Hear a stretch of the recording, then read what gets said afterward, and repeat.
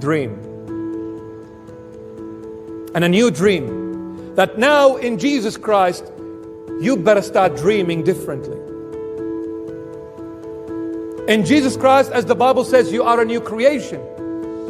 You are no longer the former Adam. You are living in the latter Adam. Former Adam broke God's word and lost everything that God gave him. But in the latter Adam, Jesus Christ of Nazareth, he fulfilled God's word to the fullness of it, and he returned everything that the first Adam lost. We are living in Jesus Christ. You need to have a new dream.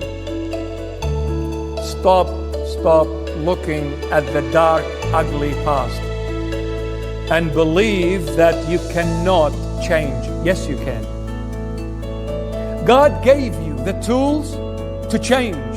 He is there to help you. God will knock at the door. It is up to you to open the door. God will not force himself on you. He will not force open that door. He can only knock. Read Revelation 3:20. Revelation 3:20, the Lord Jesus saying, I am standing at the door and knocking. He who hears my voice and opens the door, I will enter and I will dine. I'll have dinner with him. You see, I have made the darkness my secret dwelling place. He will come inside your house and have dinner, not breakfast. You have breakfast in the morning, it is light, but dinner is at night time. He comes and shares your darkness. What is darkness? Your sins, your foolishnesses, your mishaps, your shortfalls, your drifting away, doing the wrong things under the sun. That is your darkness. Jesus came to have dinner with you. He wants to share your darkness. Jesus said, I did not come to call the righteous, but the sinners to repentance.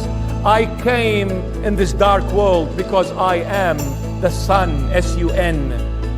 I am the sun that shines forth in this dark world. You need to decide to dream a new dream.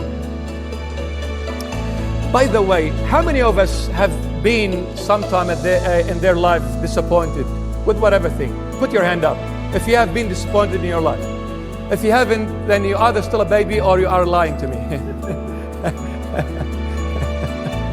Okay, thanks. Not many put their hand up, but I'll take that. Okay.